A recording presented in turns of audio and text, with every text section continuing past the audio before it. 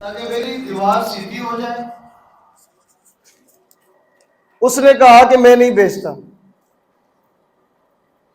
میں آپ کے پاس آیا ہوں، آپ اسے کہیں کہ وہ درخت، وہ ٹہنی مجھے بیچ دے، میرے باغ کا مسئلہ ہے۔ نبی علیہ الصلوۃ والسلام نے اس شخص کو بلایا اور اسے فرمایا کہ دیکھ، یہ درخت تو مجھے بیچ دے، یہ مجھے بیچ دے، اس کی جو قیمت ہے میں ادا کرتا ہوں۔ اس نے کہا کہ اللہ کے رسول صلی اللہ علیہ وسلم، باغ میرا ہے، درخت میرا ہے، میں نہیں بیچتا۔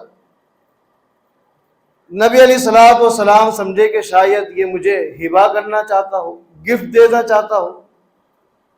آپ نے یہ آفر بھی کر دی، اچھا تو مجھے ہبہ کر دے، ہدیتاً دے دے۔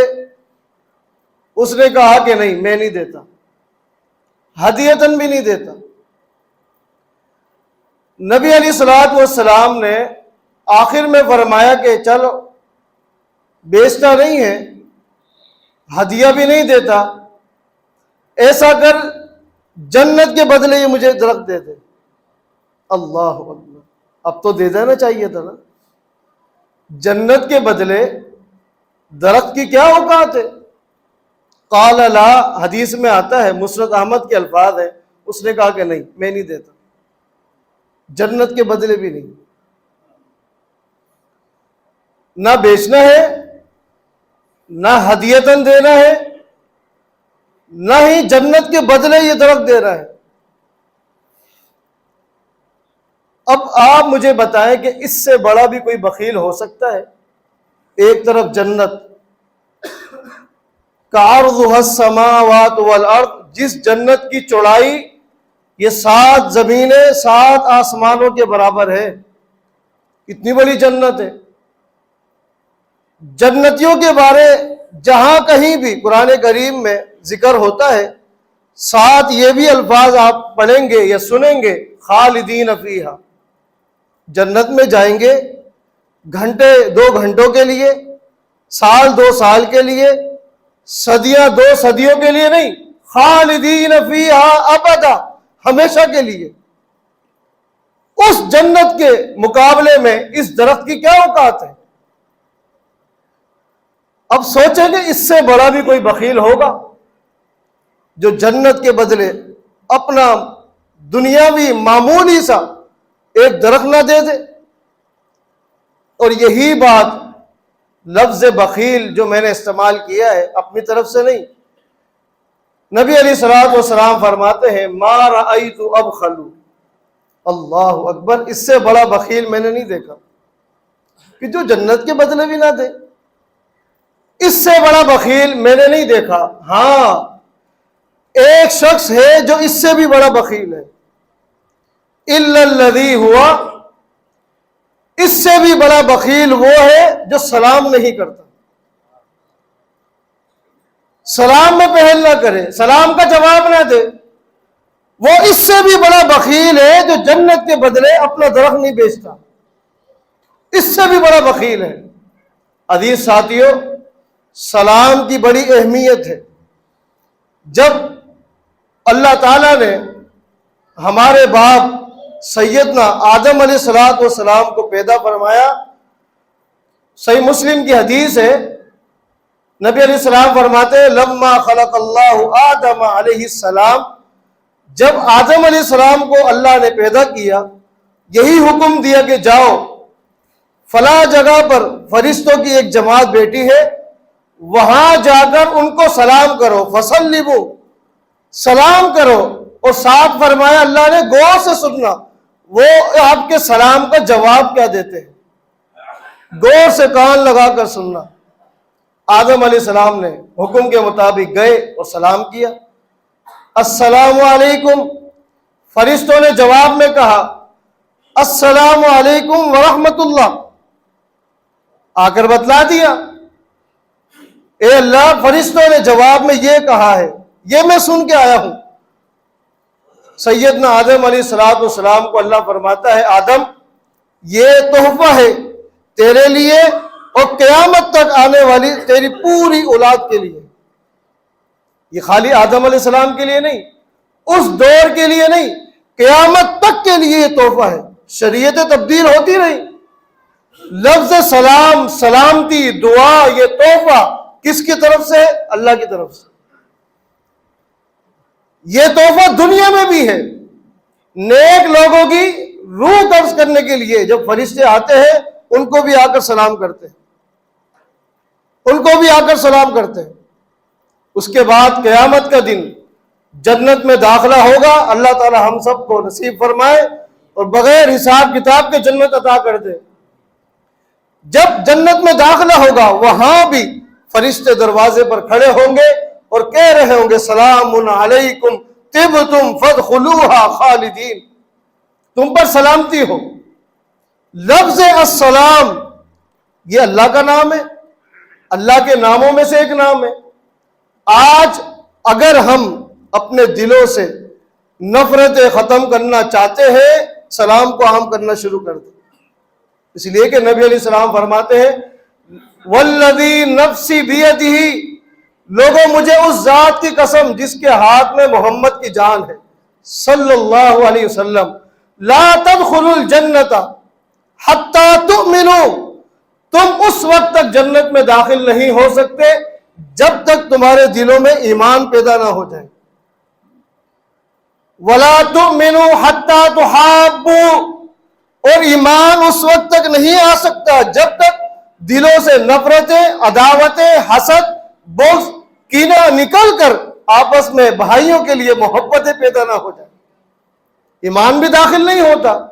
ہاں صحابہ کرام جب چوکے، آگے نبی علیہ السلام فرماتے ہیں الا ادلکم علی شیء اذا فعلتہ تحاببتم، میرے صحابہ تمہیں ایسا کام نہ بتا دوں جس کام کو تم کرنے لگ جاؤ اللہ تعالیٰ تمہارے دلوں میں محبتیں پیدا کر دے گا.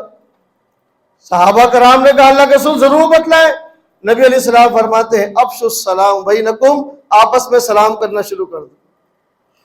عزیز دوستو، بھائیوں، ہمیں اپنی اس حوالے سے اصلاح کرنی ہے. اپنی اولادوں کو ٹائے ٹائے، بائے بائے، ہائے ہائے، اس کے بجائے ہمیں لفظ السلام علیکم زبانوں پر رٹانا چاہیے. بچہ اسکول کے لیے گھر سے نکلتا ہے بائے بائے کر کے جاتا ہے، اسکول سے گھر آتا ہے ہیلو کرتا ہے. ہم بھی اپنی روٹین کو دیکھیں نا، فون اٹھا کر پہلا جملہ کیا ہوتا ہے؟ ابھی کال ریسیو کی ہے، پہلا جملہ کیا ہے؟ ہیلو. ہیلو، یہ لفظ ہیلو کو ختم کریں، یہود و نصارہ سے ملا ہے. اس لفظ کو عام کریں جو کائنات کے امام محمد الرسول اللہ نے دیا ہے اور سکھلایا ہے. صحابہ کرام کو ان کی اولادوں کو سکھلایا کرتے تھے. انس بن مالک رضی اللہ عنہ کو نصیحت فرمایا کرتے تھے یا بنیا، اے بچے جب گھر میں داخل ہو السلام علیکم کہا کر. یہ جملہ کہا کر اپنی اولادوں کو سکھلائے. مسجد میں داخل ہو، ابھی نماز کے دوران ہی غالباً تیسری یا چوتھی رکعت میں ساتھی نے آ کر سلام کیا ہوگا. اس وقت حدیث ذہن میں آئی کہ آپ دیکھیں نماز کے دوران کسی حرکات سکنات سے اللہ نے منع کیا، ہماری شریعت نے منع کیا ہے، سوائے کیا ہے؟ اگر کوئی آ کر اجتماعی سلام کرتا ہے اشارتاً آپ اس کو جواب دیں گے. اس کی اہمیت کو تو سمجھیں. اس سے بڑا بخیل بھی کوئی ہو سکتا ہے جو جنت کے بدلے اپنا درخت نہ دے. اس سے بھی بڑا بخیل یہ ہے جو سلام نہ کرے. ہاں یہود و نصارہ کو سلام نہیں کرنا، یہ تو ہے لا تبدؤوا الیہود والنصارى بالسلام. نبی علیہ السلام فرماتے ہیں لوگوں یہود و نصارہ کو، اہل کتاب کو سلام میں پہل نہ کریں. اگر آپ اپنے ان بھائیوں کو جن کو آپ سلام نہیں کرتے یا تو یہود و نصارہ سمجھتے ہیں، اگر ایسی بات نہیں ہے کوئی شرم و حیا نہیں ہونی چاہیے. گھر میں داخل ہوتے ہوئے جو اذکار ہیں بسم اللہ ولجنا وعلی اللہ ربنا توکلنا پڑھتے ہوئے بلند آواز سے سلام کرے. گھر کی خواتین کو پتہ چلے کہ کون داخل ہوا ہے، آنے والا کون ہے. جہاں آپ نے اجازت لینی ہے وہاں سلام بھی کرنا ہے، سلام کو عام کریں۔ اذا حییتم بتحیۃ فحیوا باحسن منها او ردوها، اگر کوئی تمہیں سلام کرے اس کا جواب دے انہی الفاظ کے ساتھ، یا اور ردوها بتحیۃ فاحسن منها، اچھے الفاظوں کے ساتھ۔ السلام علیکم کہتا ہے، آپ ورحمت اللہ بڑھا دے، وبرکاتہ اضافہ کر دے، اور ردوها کم از کم اپنی زبان کو حرکت دے کر وعلیک السلام تو کہہ سکتے ہیں۔ بخیل نہ بنے، قربان جائیں۔ اس حدیث کی طرف واپس آتے ہیں، نبی علیہ الصلوۃ والسلام نے جب یہ بات فرما دی، وہ اٹھ کر چلا گیا تھا۔ وہ صحابی جو درخت نہیں دے رہا اٹھ کے چلا گیا۔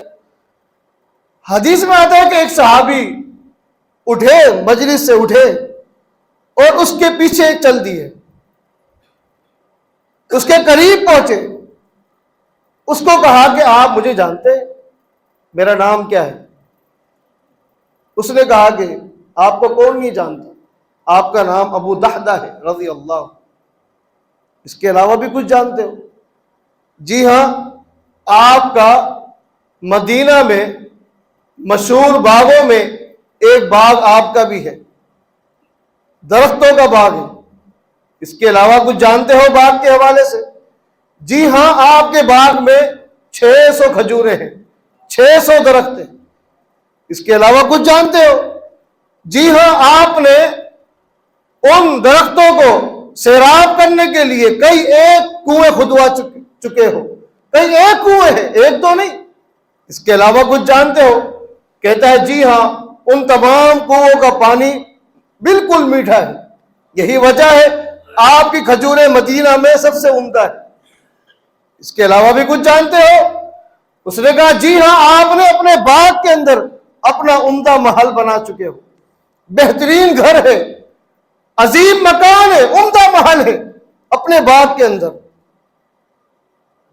اب ابو دحدہ رضی اللہ عنہ اس سے کہتے ہیں کہ آپ وہ درخت مجھے بیچ دیں، جو قیمت لگاتے ہیں میں دیتا ہوں، جو آپ نے درخت نہیں بیچا اب مجھے بیچے، میں تاجر ہوں، باپ کا تعارف کروا چکا ہے، مجھے جانتا ہے، یہ درخت میں لینا چاہتا ہوں۔ اس نے کہا نہیں بیچنا تو نہیں، کچھ بھی کر لیں۔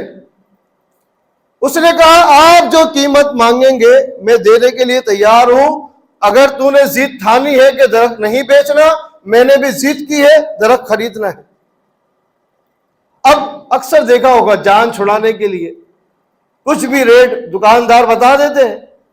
اس نے کہا کہ ٹھیک ہے، آپ کو جو درختوں والا 600 درختوں والا باغ ہے اس کے بدلے ایک درخت لے جاؤ، جان چھڑانی تھی۔ قربان جائیں صحابہ کرام کی عظمت پر، ان کی شان پر، ان کے ایمان پر۔